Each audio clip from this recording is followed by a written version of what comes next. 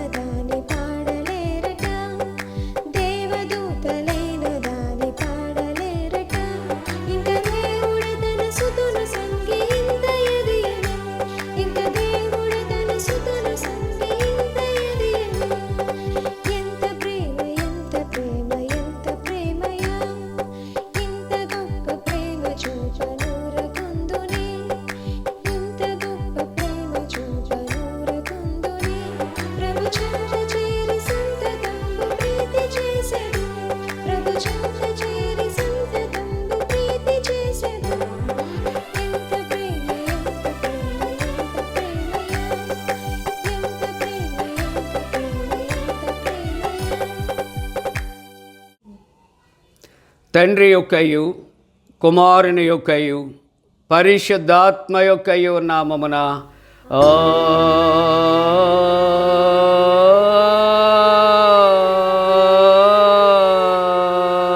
ఆమేన్. నీ వెలుగును నీ సత్యమును బయలుదేర చేయము, అవి నాకు త్రోవ చూపును. అవి నీ పరిశుద్ధ పర్వతమునకును నీ నివాస స్థలమునకును నన్ను తోడుకొని వచ్చును. అప్పుడు నేను దేవుని బలిపీఠమునద్దకు నాకు ఆనంద సంతోషములు కలుగు చేయు దేవుని యొద్దకు చేరదును. దేవా నా దేవా, సితార వాయించుచు నీ కృతజ్ఞతాస్తుతులు చెల్లించెదను. ప్రభునందు ప్రియులారా, యథార్థ హృదయముతో మన తండ్రి అయిన దేవుని సమీపించి ఆయన ఎదుట మన పాపములను ఒప్పుకొని మన ప్రభు అయిన యేసుక్రీస్తు పేరిట క్షమాపణ దయచేయమని వేడుకుందాము. ప్రభువు నామము వలననే మనకు సహాయము కలుగుచున్నది. భూమి ఆకాశములను సృజించినవాడు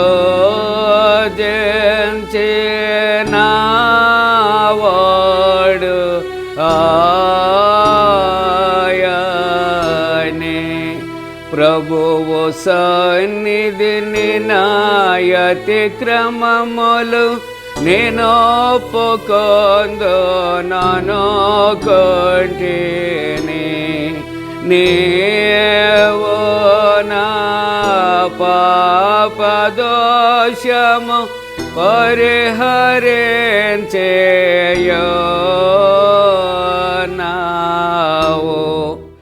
మా సృష్టికర్తవు విమోచకుడవునైన సర్వశక్తి గల దేవా, దీనులము పాపులమగ మేము స్వాభావికముగా పాపులమనియు అపవిత్రులమనియు తలంపు వలన మాట వలన క్రియ వలన నీకు విరోధముగా పాపము చేసితమనియు నీ ఎదుట ఒప్పుకొనుచున్నాము.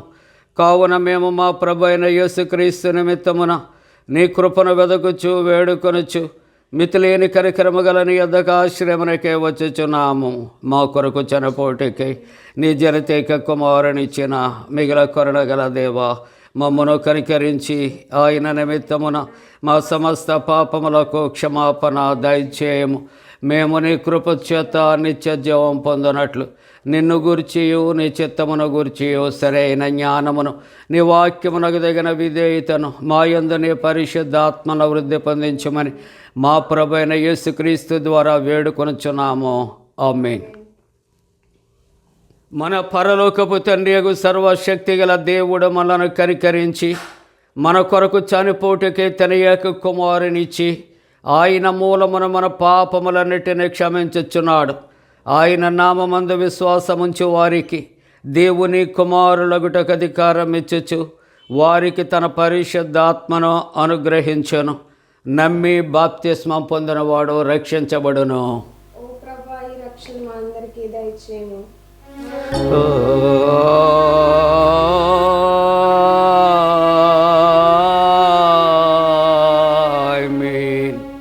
త్రిత్వము తరువాత 7వ ఆదివారం కొరకు ఏర్పాటు చేయబడిన ప్రారంభ గీతం. సర్వజనులారా చప్పట్లు కొట్టుడి, జయధ్వనులతో ఆర్భాటము చేయుడి. ఆయన జనములను మనకు లోబరుచును, మన పాదముల క్రింద ప్రజలను అనగద్రక్కును. తండ్రికి కుమారునికి పరిశుద్ధాత్మకును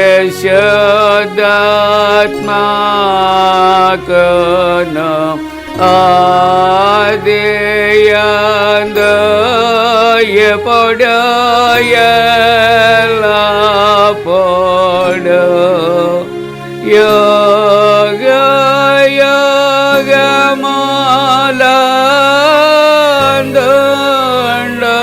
యుగములందుండునట్లు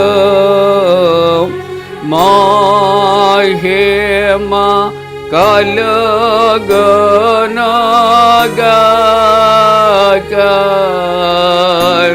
ఆమేన్. ప్రభువా మమ్మును కనికరింపుము. ప్రభువా మమ్మును కనికరింపుము.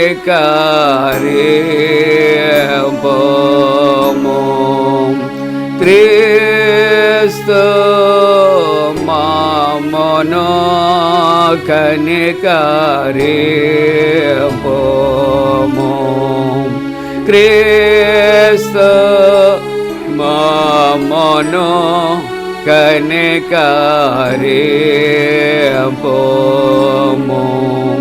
ప్రభువా మమ్మును కనికరింపుము.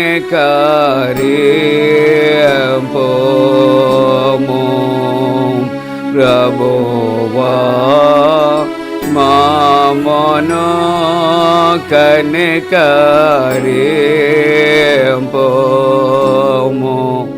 సర్వోన్నతమైన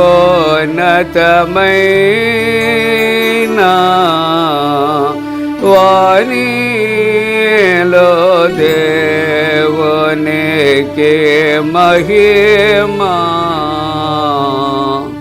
కలుగునుగాక. దేవునికి మహిమా కలుగునుగాక. కలుగునున్నతమైన ఘనస్థలమునందున ఇలాకు సమాధానం నరులకాయనదాయ. ప్రభువైన దేవా పరమరాజా సర్వ పరిపాల పరిపూర్ణ శక్తి గల పరమజనకా నిన్ను మహిని స్తుతించుచు మరి పొగడుచున్నాము. మహిమా పరచుచు ఆరాధించుచున్నాము నిన్ను. మహిమాతిశయమును మది తలంచియు నీకు మహిమ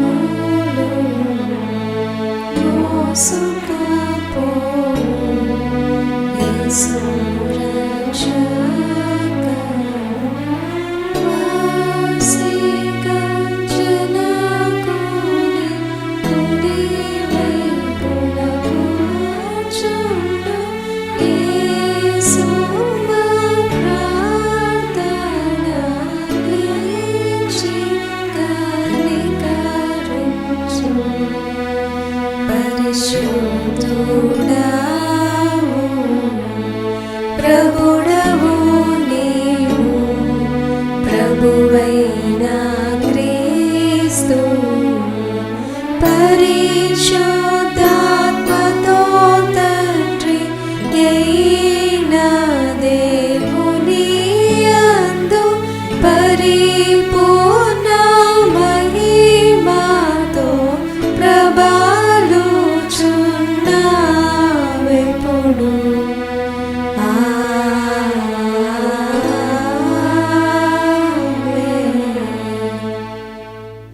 ప్రభు మీతో నుండుగాక.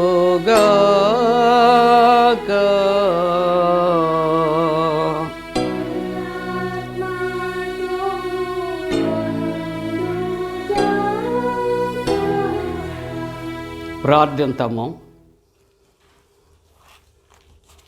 ఓ దేవా, పరలోక భూలోకముల యందు సమస్తమును శాశ్వతమైన నీ సంరక్షణ క్రిందనే జరుగుతున్నది కనుక హానికరమగు దేనిని మా యొద్దకు రానియక లాభకరమగునవి మాకు అనుగ్రహింపుమని నీతోనూ పరిశుద్ధాత్మతోనూ సదా ఏకదేవుడై యుగ యుగములు జీవించుచు పరిపాలించనుండు నీ కుమారుడును మా ప్రభువైన యేసుక్రీస్తు ద్వారా వేడుకొనుచున్నాము.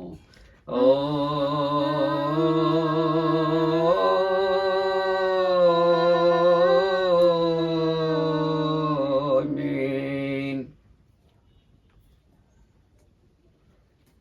ప్రియులారా, త్రిత్వము తర్వాత 7వ ఆదివారము కొరకు ఏర్పాటు చేయబడిన పరిశుద్ధ లేఖన భాగాలు చదవగా విందాం.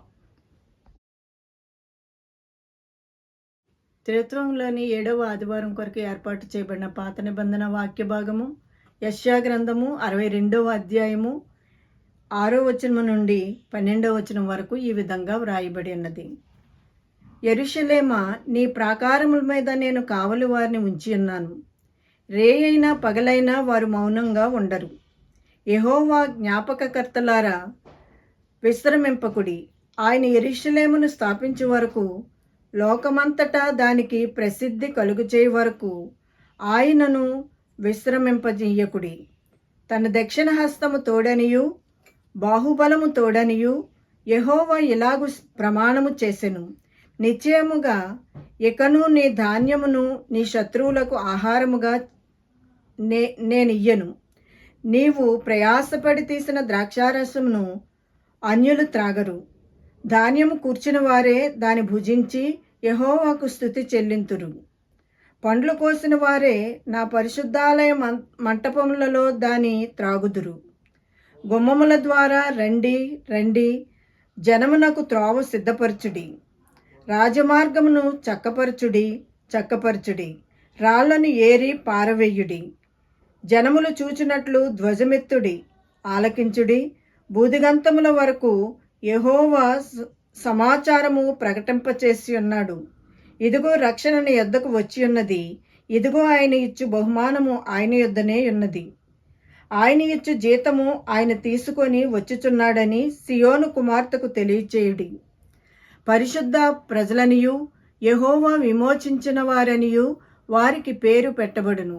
యెరూషలేమా, ఆశింపతగిన దానివనియు విసర్జింపబడని పట్టణమనియు నీకు పేరు కలుగును. ఇంతటితో ఈ వాక్య భాగం ముగియుచున్నది. పరిశుద్ధుడవగు దేవా, పావన శక్తుడ దేవా, పావన మాధ్య దేవా, మును కనికరింపుము.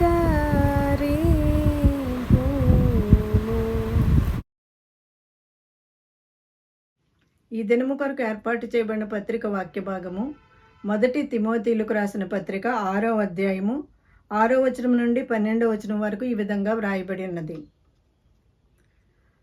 సంతుష్టి సహితమైన దైవభక్తి గొప్ప లాభసాధనమై ఉన్నది. మనం ఈ లోకములోనికి ఏమీయూ తేలేదు, దీనిలో నుండి ఏమీయూ తీసుకొని పోలేము. కాగా అన్నవస్త్రములు గలవారమై ఉండి వాటితో తృప్తి పొందియుందుము. ధనవంతులగుటకు అపేక్షించువారు శోధనలోను, ఉరిలోను, అవివేకయుక్తులను, హానికరులనైన అనేక దురాశలలోనూ పడుదురు. అట్టివి మనుషులను నష్టములోను, నాశనములోను ముంచివేయును. ఎందుకనగా ధనాపేక్ష సమస్తమైన కీడులకు మూలము. కొందరు దానిని ఆశించి విశ్వాసము నుండి తొలగిపోయి నానా బాధలతో తమ్మును తామే పొడుచుకొనిరి. దైవజనుడా, నీవైతే వీటిని విసర్జించి నీతిని, భక్తిని, విశ్వాసమును, ప్రేమను, ఓర్పును, సాత్వికమును సంపాదించుకొనుటకు ప్రయాసపడుము. విశ్వాస సంబంధమైన మంచి పోరాటము పోరాడము. నిత్య జీవమును చేపట్టుము. దాని పొందుటకు నీవు పిలువబడి అనేక సాక్షుల ఎదుట మంచి ఒప్పుకోలు ఒప్పుకొంటివి. ఇంతటితో ఈ వాక్య భాగం ముగియుచున్నది.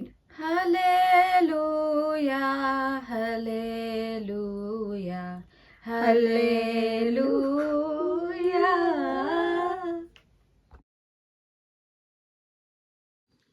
ఈ దినము కొరకు ఏర్పాటు చేయబడిన సువార్త వాక్య భాగము పరిశుద్ధుడైన మార్కు రాసిన సువార్త 4వ అధ్యాయము 26వ వచనం నుండి 29వ వచనం వరకు ఈ విధంగా వ్రాయబడి ఉన్నది.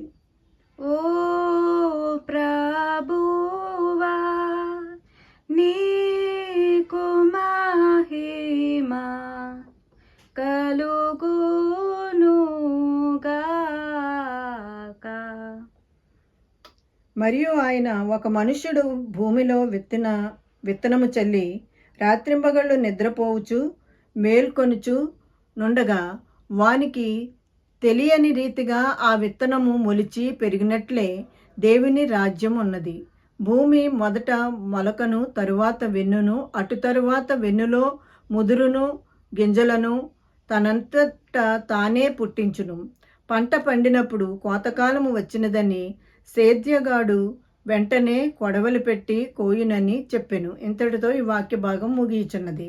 ఓ క్రీస్తు, నీకు స్తోత్రము కలుగునుగాక.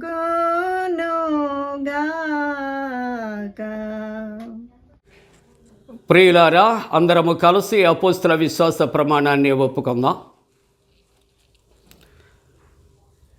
భూమి ఆకాశములను సృజించిన సర్వశక్తి గల తండ్రి అయిన దేవుని నమ్ముచున్నాను. ఆయన కుమారుడును మన ప్రభు అయిన యేసుక్రీస్తు నమ్ముచున్నాను.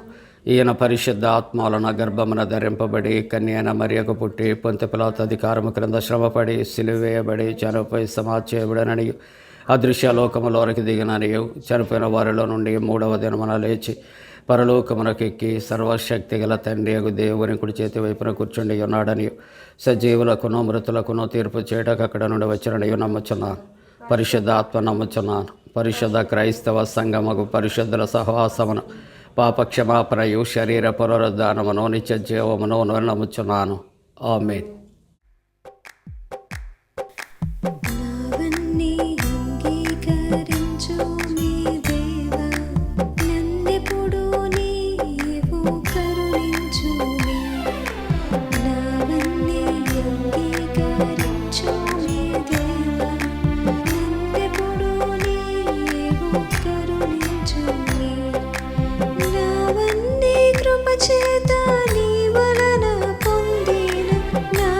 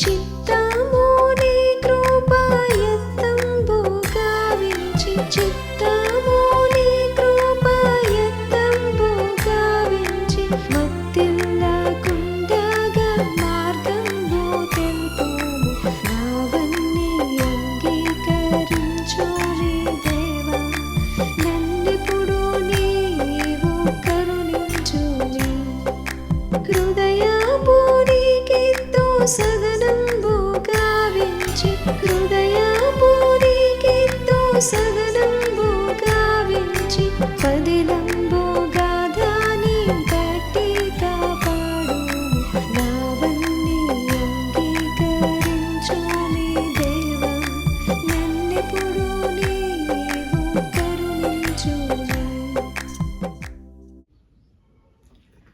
మన తండ్రి అయిన దేవుని నుండి ప్రభు అయిన యేసుక్రీస్తు నుండి కృపయు సమాధానము కలుగునుగాక.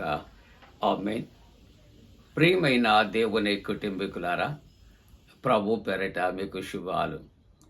జన్మదినాలు, వివాహ దినాలు జరుపుకుంటున్న కుటుంబాలకు యేసుక్రీస్తు ప్రభు పరిశుద్ధ నామమున మరి త్రిత్వము తర్వాత 7వ ఆదివారపు ఆరాధన కార్యక్రమంలో పాల్గొన్న మీ అందరికీ కూడా శుభాలు తెలియచేస్తూ ఉన్నా, మీ కొరకు ప్రార్థన చేస్తూ ఉన్నా. మంచిదండి, మీరంతా క్షేమంగా ఉన్నారా? దేవునికి వందనాలు చెల్లిస్తూ ఉన్నాం. ఈ ప్రాతకాల ఆరాధనలో మరి యొక్క పునరుద్ధాన ఆదివారపు ఆరాధన కొరకు ఏర్పాటు చేయబడిన పరిశుద్ధ లేఖన భాగాలు మనం చదవగా విన్నాం. మరి వాక్య ధ్యానము కొరకు తిమోతి మొదటి పత్రిక 6వ అధ్యాయం. తిమోతి మొదటి పత్రిక 6వ అధ్యాయం 10వ వచనాన్ని కలిసి చదువుకుందాం. 10వ వచనం. ఎందుకనగా ధనాపేక్ష సమస్తమైన కీడులకు మూలం. కొందరు దానిని ఆశించి విశ్వాసము నుండి తొలగిపోయి నానా బాధలతో తమ్మును తామే పొడుచుకొనిరి. ప్రార్థన చేసుకుందాం. మహోన్నతుడా, పరిశుద్ధుడా, త్రియేక దేవా, మీకు వందనాలు, స్తోత్రాలు చెల్లిస్తూ ఉన్నాం. దేవా, ఈ యొక్క ప్రాతకాలము పునరుద్ధరణ ఆరాధనలో గణపరుస్తున్న ప్రతి కుటుంబము ఆశీర్వదించండి. నీ వాక్యాన్ని విత్తుచు ఉంటుండగా నీ యొక్క దాసుని మరుగుపరచి మీరు మాతో మాట్లాడమని యేసు ప్రభు దివ్య నామమున వేడుకొనుచున్నాము తండ్రి. ఆమేన్. ప్రియులారా, ఈవేళ దేవుని యొక్క వాక్యాన్ని మనం ధ్యానం చేస్తూ ఉన్నప్పుడు ధనాపేక్ష సమస్తమైన కీడులకు మూలము అనే వాక్యాన్ని మనం చదువుకున్నాం. ధనము ఎడల మనము అపేక్ష, కోరిక కలిగి ఉండుట, అది సమస్తమైన కీడులకు మూలము కలుగు చేస్తుందని పరిశుద్ధ వాక్యము ఈ ఉదయకాలం మనతో మాట్లాడుతుంది. ప్రియులారా, ఒక ప్రశ్న మనకి ఉత్పన్నమవుతుంది. అయ్యా, డబ్బులు లేనివాడు చచ్చిన వాడితో సమానం అంటుంది లోకం. కాబట్టి మానవుని యొక్క జీవితంలో డబ్బు లేకపోతే జీవించటం ఎలాగా అనేది ఒక ప్రశ్న మనకి తప్పనిసరిగా ఎదురవుతుంది. లోకములో ఉన్నటువంటి ఒక మాట ఆలోచన చేస్తూ ఉన్నప్పుడు ధనం మూలం మిదం జగత్, మనీ మేక్స్ మెనీ థింగ్స్ అని ఈ డబ్బే మానవుని యొక్క జీవితానికి పరమావిధిగా భావిస్తూ ఉంటారు. కానీ ధనము అన్నీ కూడా మన జీవితాల్లో చేయలేదు ప్రియులారా. కొంత మట్టుకు ఏదైనా ధనముతో ఒకవేళ కార్యాలు సాధించవచ్చేమో, కానీ ధనముతో అన్ని కార్యాలు కూడా సాధించలేమనే మాటలు జ్ఞాపకం చేస్తూ ఉన్నాయి.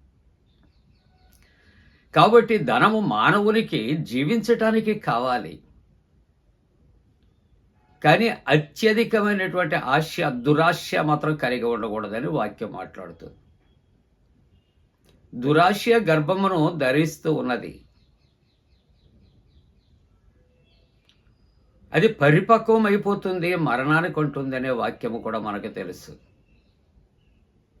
ఆశ కలిగి ఉండుట మంచిదే, కానీ దురాశ అనేది మానవునికి చేటు కలుగు చేస్తుంది ప్రియులారా. చిన్నప్పుడు మనం చదువుకున్నటువంటి ఒక నీతి కథ. ఒక వ్యక్తికి ఒక బంగారు బాతు ఉండేది. ప్రతిదినం కూడా ఒక గుడ్డు పెడుతూ ఉండేది. దానిని అమ్మి పొట్ట పోషించుకునేవారు. ఎవరో ఒక వ్యక్తి చెప్పినటువంటి మాట, రోజు కూడా ఒక్కొక్క గుడ్డు ఏంటి ఒకేసారి దాని యొక్క పొట్టను కోస్తే గుడ్లన్నీ అమ్మి ధనవంతుడైపోవచ్చు. చెప్పిన వాడికి లేదు, విన్నవాడికి అసలు లేదు అనే మాట జ్ఞాపకం చేసుకుంటున్నాం. కాబట్టి అతడు చెప్పినటువంటి రీతిలో ఒక దినాన్న ఆ బంగారు బాతు యొక్క పొట్టను కోసినప్పుడు ఎన్ని గుడ్లు ఉన్నాయంటే ఒక గుడ్డే ఉంది ప్రియులారా. ఆ తరువాత దినము నుండి తన యొక్క పోషణ ఇతరుల వైపు చూడవలసి వచ్చిందే తప్ప ప్రతి దినము కూడా చక్కగా భోజనానికి లోటు లేకుండా బంగారు గుడ్డును అమ్ముకుని తినే వ్యక్తి యొక్క జీవితము ఆకలి బాధకు గురైపోతున్నది. మానవుని యొక్క జీవితంలో మంచి సలహాలు ఇచ్చేవారు ఉంటారు. ఆ వ్యక్తి యొక్క జీవితాన్ని నాశనం చేయటానికి ప్రయత్నించేవారు ఉంటారు. ఒక విధంగా చూస్తూ ఉంటూ ఉన్నప్పుడు ఆ వ్యక్తి మరి ఆ బంగారు బాతు కలిగినటువంటి వ్యక్తి మీద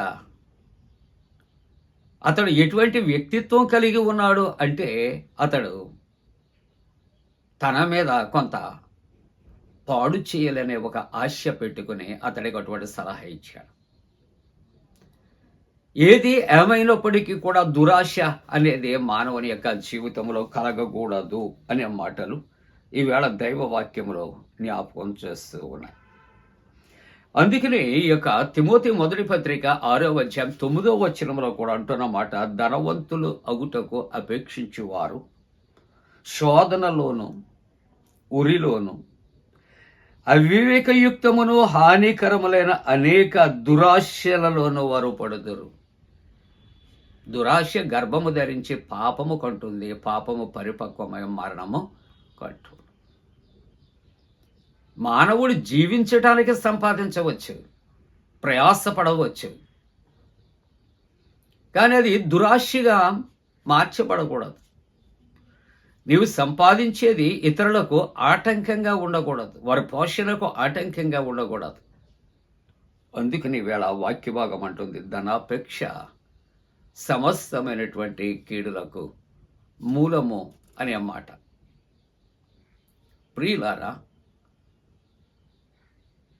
దేవుని యొక్క వాక్యాన్ని మనం ధ్యానం చేస్తూ ఉన్నప్పుడు ఎందుకు ధనాపేక్ష కలిగి ఉండకూడదు, ధనము పట్ల కోరిక ఎందుకు కలిగి ఉండకూడదు అని ఆలోచన చేస్తూ ఉన్నప్పుడు సామెతల గ్రంథంలో 11వ అధ్యాయంలో 28వ వచనములో నువ్వు ధనమును నమ్ముకుంటే పాడైపోతావు.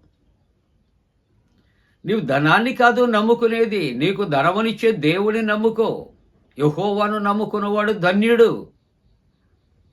ప్రియులారా, మానవులు ఏం చేస్తారంటే దేవుని నమ్ముకుంటూ మానేసి ధనాన్ని నమ్ముకుంటూ ఉంటారు. ధనమును నమ్ముకున్నటువంటి ఆ గొప్ప వ్యక్తి ధనవంతుడు అంటాడు, వెర్రివాడా, నీ ధనాన్ని నీవు నమ్ముకున్నావు, నీ పొలాన్ని నువ్వు నమ్ముకున్నావు, నీ పంటను నీవు నమ్ముకున్నావు, నీకు వచ్చే వాటిని నీవు నమ్ముకున్నావు. ఈ రాత్రి నీ ప్రాణానికి కావాలంటే నువ్వు సంపాదించింది ఎంత?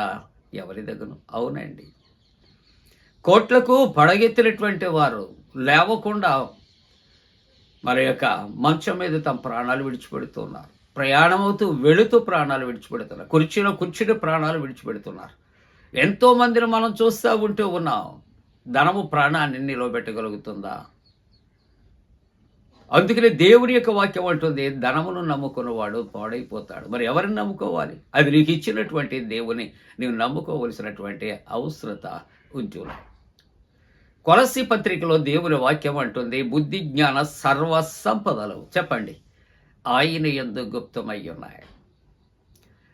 ఆయన్ని ఒక్కని నమ్ముకోగలిగితే నీకు సమస్తం ఆయన అనుగ్రహిస్తాడు ప్రియులారా. నీ ఆకలి దప్పికలు ఆయన తీరుస్తాడు, నీ నిత్యావసర వస్తువులు ఆయన తీరుస్తాడు. అందుకని పరిశుద్ధ గ్రంథంలో చాలామంది భక్తులు తెలియక లోకాన్ని ప్రేమించారు, లోకంలో ఉన్న వాటిని ప్రేమించారు, కానీ అన్నీ తెలుసుకున్న తర్వాత వాటిని విడిచారు, ఇచ్చిన దేవుని ఆశ్రయించారు. అందుకని ఉదయకాలపు ఆరాధనలో దేవుని యొక్క వాక్యం అంటుంది, ధనము ఉండుట మంచిదే, డబ్బు ఉండుట మంచిదే, నీవు దాన్ని సంపాదించటం మంచిదే, కానీ అత్యాశకు నువ్వు పోవలసినటువంటి అవసరత లేదు, దురాశకు పోవలసినటువంటి అవసరత నీవు లేదు. ధనాన్ని నీవు నమ్ముకుంటున్నావా, పాడైపోతావు. యెహోవాని నమ్ముకుంటావా, నువ్వు ధన్యుడిగా మిగిలిపోతావు అనే మాటలు దైవ గ్రంథంలో వ్రాస్తున్నాయి. 62వ సంకీర్తన 10వ వచనములో చూస్తే, ధనము హెచ్చినను దానిని నీవు లక్ష్య పెట్టొద్దు. ధనాన్ని దేవుడు నీకు వృద్ధి చేస్తాడు. యెహోవా యందు భయభక్తులు గలవాడు ఇలాగ ఆశీర్వదించబడతాడంటే అన్ని విషయాల్లో నేను దీవిస్తాడు, ఆశీర్వదిస్తాడు. అది పెరుగుతూ ఉన్నది అని నీవుగా నువ్వు హెచ్చింపబడవద్దు. నీకు ఇచ్చిన దేవుణ్ణి నువ్వు హెచ్చించు, దేవుణ్ణి గనపరచు, అంతే తప్ప దేవుని యొక్క వాక్యములు అంటాడు, నీ చేతుల కష్టార్జితము ఆశీర్వదించబడుతుంది. అని ఆశీర్వదిస్తేనే మనం ఆశీర్వదించబడతాం. అంతే తప్ప మన యొక్క తెలివి, మన యొక్క జ్ఞానం, మన పలుకుబడి ఇవేమి కాదు అనే మాటలు జ్ఞాపకం చేస్తూ ఉంటున్నాయి. అలాగే సామెతల గ్రంథంలో 10వ అధ్యాయంలో 2వ వచనంలో చూస్తే, భక్తిహీనుల ధనము వారికి లాభము కాదు. భక్తిహీనుడికి కూడా దేవుడు ధనం ఇస్తాడు, వృద్ధి చేస్తూ ఉంటాడు, కానీ అది మాత్రము లాభము కాదు. కొంతమంది కష్టపడి చెమటూర్చి సంపాదిస్తారు, ఆశీర్వదించబడతారు. కొంతమంది పేద సాధలను కొట్టి వారి దగ్గర నుండి లాగుకొని సంపాదిస్తూ ఉంటారు, అది నిలిచేది కాదు. కాబట్టి దైవ వాక్యాన్ని ఆలోచన చేస్తూ ఉన్నప్పుడు సామెతల గ్రంథం 27వ అధ్యాయం 24వ వచనం, 27వ అధ్యాయం 24వ వచనం, ధనము శాశ్వతము కాదు, కిరీటము తరతరములుండున. అనేక మందిని చరిత్రలో చూస్తున్నాం, ధనవంతులు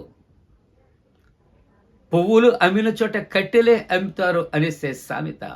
అంటే ఒకప్పుడు వెలిగించబడతారు, ఆ తదుపరి పరిస్థితుల ప్రభావానికి వారు గురి అయిపోయి అక్కడే తినటానికి లేని పరిస్థితుల్లో యాచిస్తూ ఉంటారు.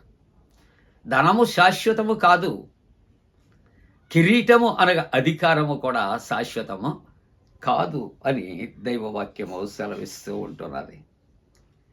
సామెతల గ్రంథములో 13వ అధ్యాయంలో 11వ వచనాన్ని చూస్తూ ఉంటున్నప్పుడు, మోసము చేసి సంపాదించిన ధనము క్షీణించిపోవును.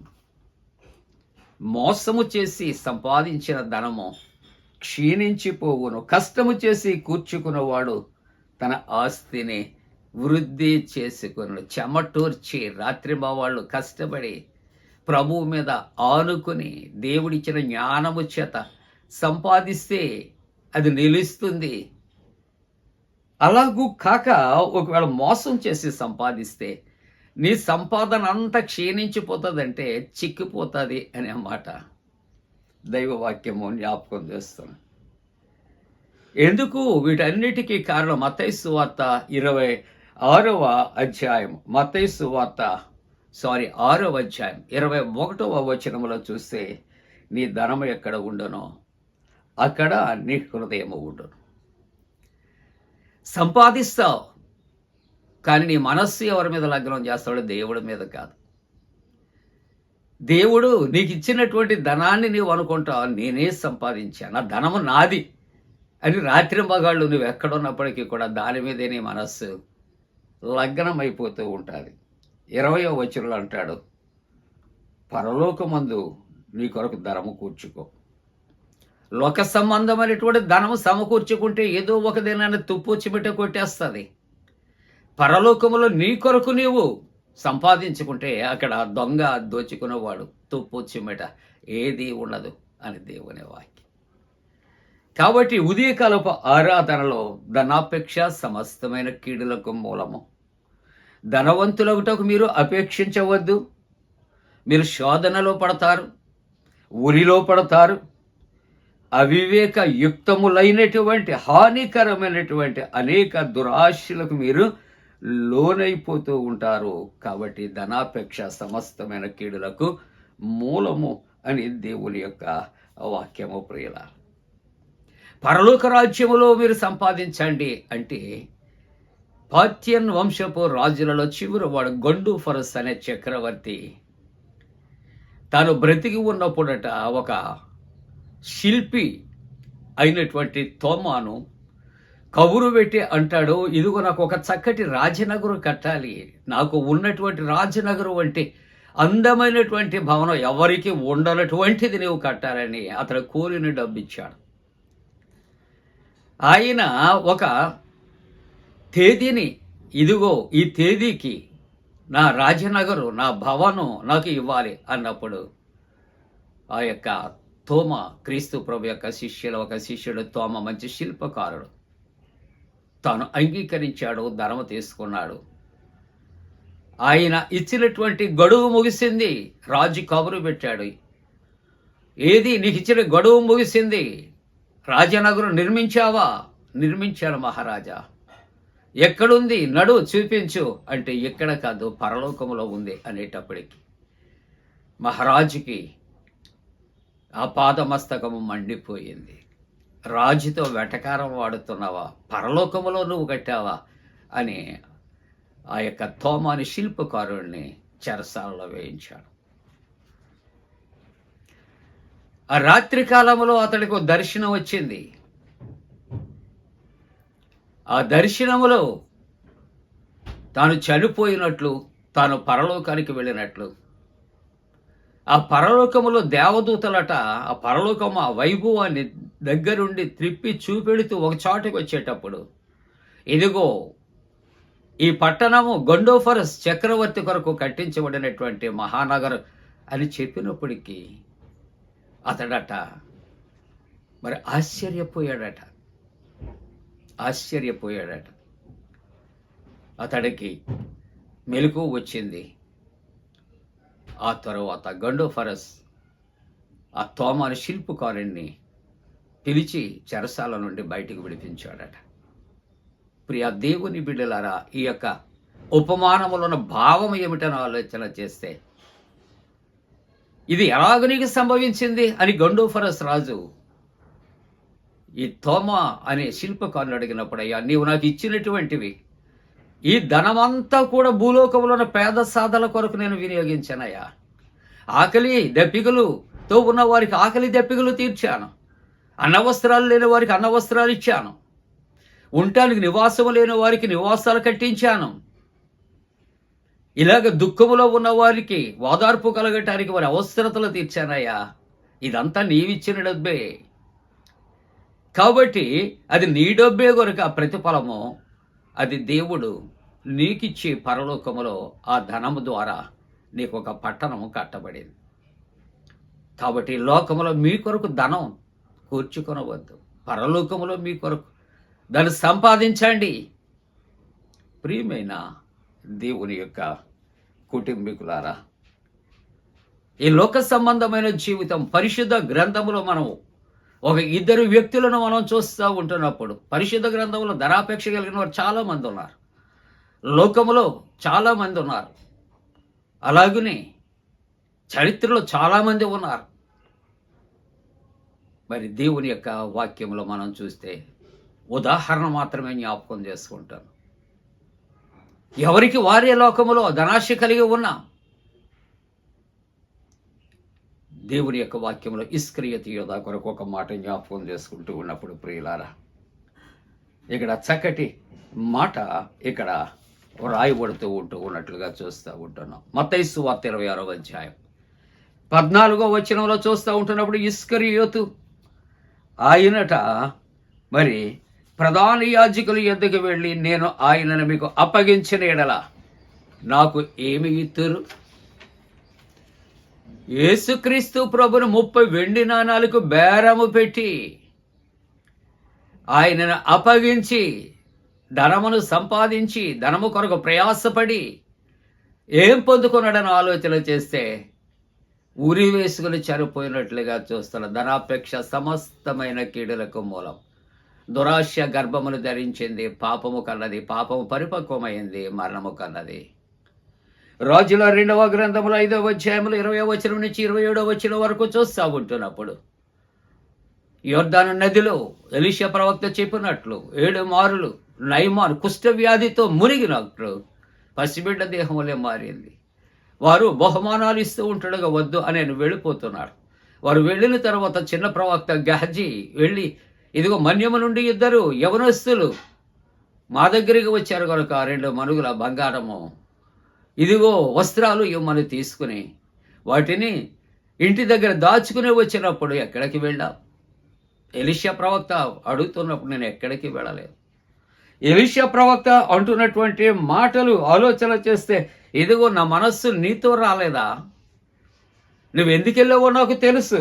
ద్రవ్యమును, వస్త్రములను, అలాగే ఒలీవ తోటలను, ద్రాక్ష తోటలను, గొర్రెలను, ఎడ్లను, దాని దాసదాస్యులను సంపాదించుకున్నట్టుకు ఇది సమయమా?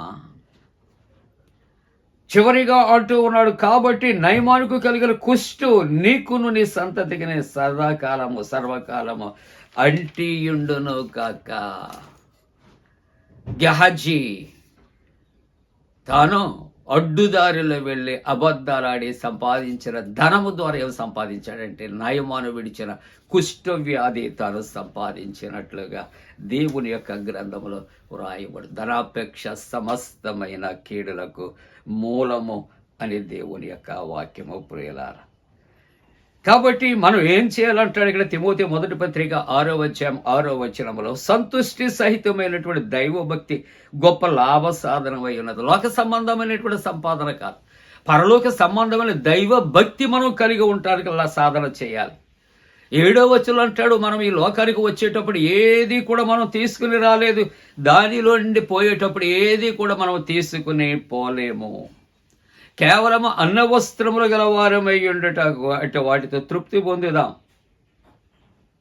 కాబట్టి తిమోతి 1వ పత్రికలో 6వ అధ్యాయం 11వ వచనంలో వాక్య ధ్యానములో ఉన్న ప్రతి ఒక్క విశ్వాసుని అంటాడు, దైవజనుడా నీవైతే వీటిని విసర్జించి అనగా వాటిని విడిచి నువ్వు పారిపో, వాటిని విడిచి పారిపో.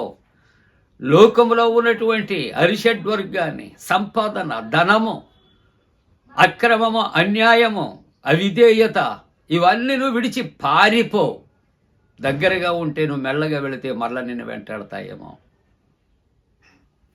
కాబట్టి దేవుని యొక్క వాక్యంలో మనం చూస్తూ ఉంటున్నప్పుడు వాటిని విడిచి నువ్వు నీతిని, భక్తిని, విశ్వాసమును, ప్రేమను, ఓర్పును, సాత్వికాన్ని నువ్వు సంపాదించు. డబ్బు కాదు సంపాదించటం, వీటిని నువ్వు సంపాదించటానికి నువ్వు ప్రయాసపడు.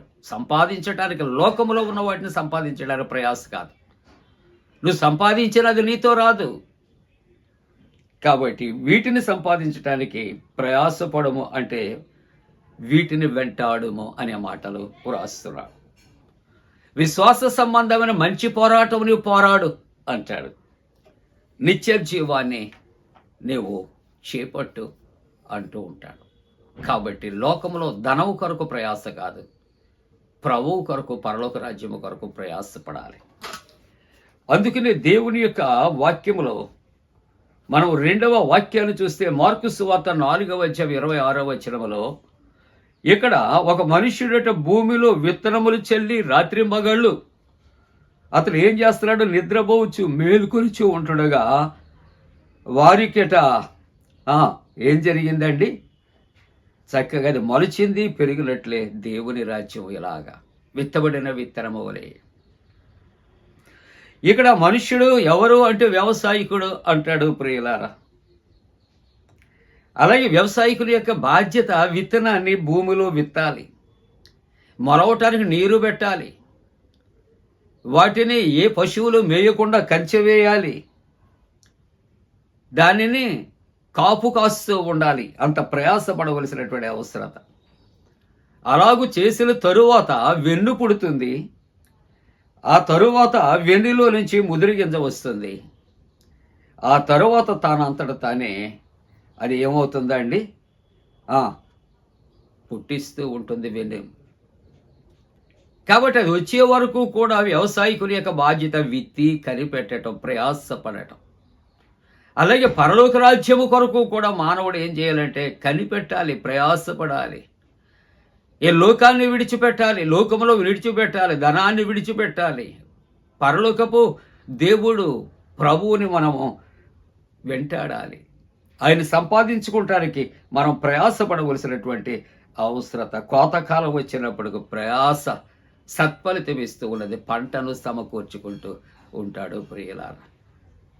ఆ పంట అనేది పరలోక రాజ్యంలో ప్రవేశించటానికి దేవుడు మనకిచ్చిన వ్యవధి, సమయం అంతా కూడా ఆ భూమిలో విత్తనం విత్తినటువంటి వ్యవసాయకుడు వల్ల ప్రయాసపడి కనిపెట్టవలసినటువంటి అవసరం.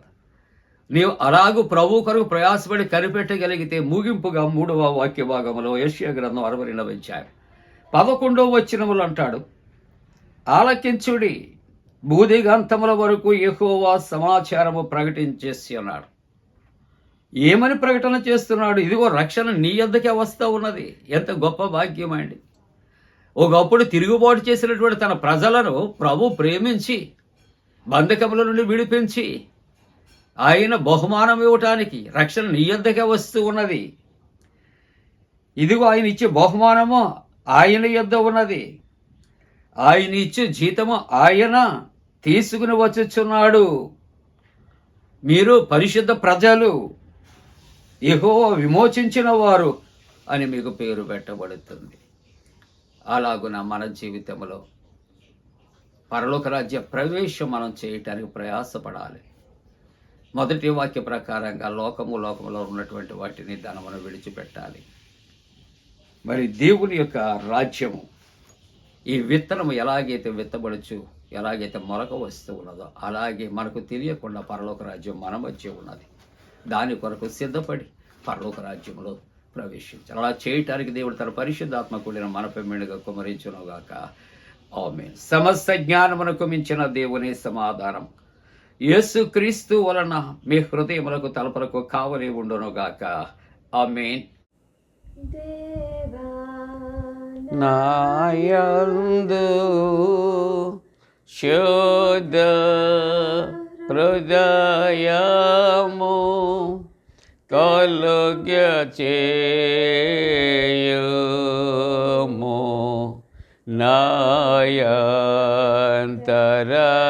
నాయంతరంగములో స్థిరమైన మనసును తనముగా పుట్టించుము, నీ సన్నిధానములో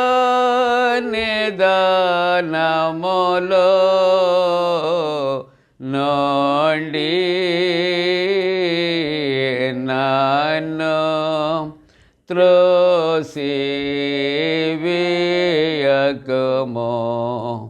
నీ పరిశుద్ధాత్మను నా యొద్ద నుండి తీసివేయకుము,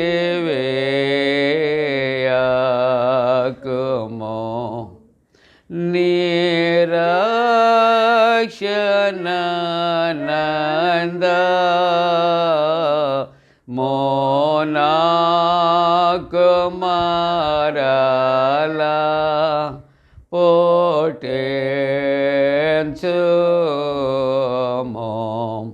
సమాధి గల మనసు కలుగచేసి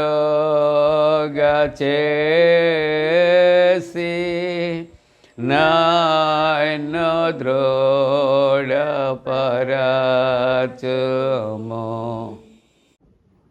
ప్రియులారా, ప్రార్థన, ప్రభు ప్రార్థన ఆశీర్వాదంతో సెలవు తీసుకుందాం.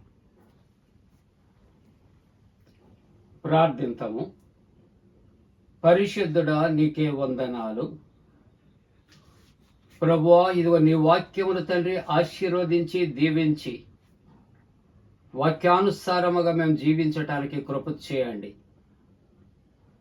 ఈ పునరుద్ధాన ఆరాధనలో పాల్గొన్న ప్రతి ఒక్కొక్కరి కొరకు, ప్రతి కుటుంబం యొక్క ఆశీర్వాదాల కొరకు ప్రార్థన చేస్తూ ఉన్నా.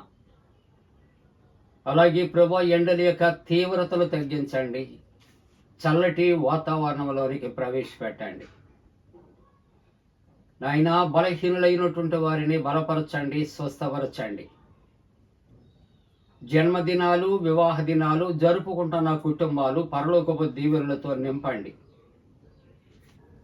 ప్రభువా, ఇదిగో తండ్రి, పరీక్షలు రాస్తున్న బిడ్డలకు జయం ఇవ్వండి.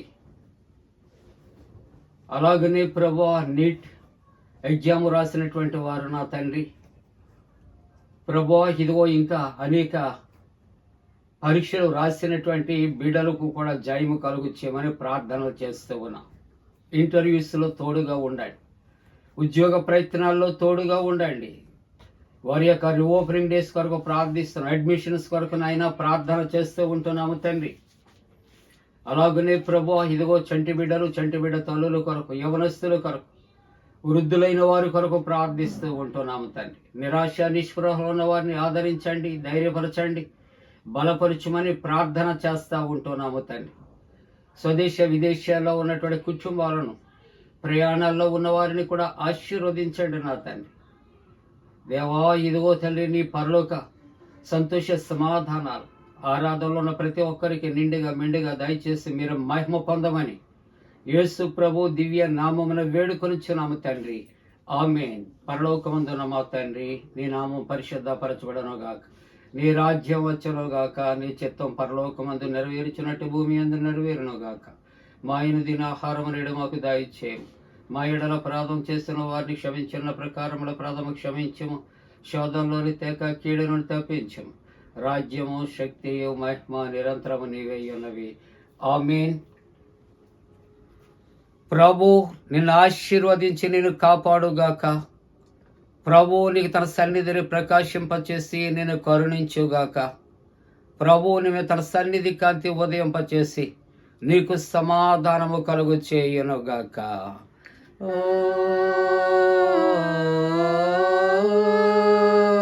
ఆమేన్.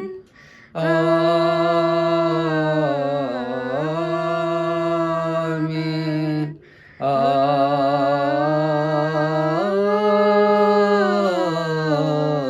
ఆమేన్. మేళనీయేచు దేవుని స్తుతించు సర్వ సృష్టియు, ముతించు మోక్ష సైన్యము, పితృపుత్ర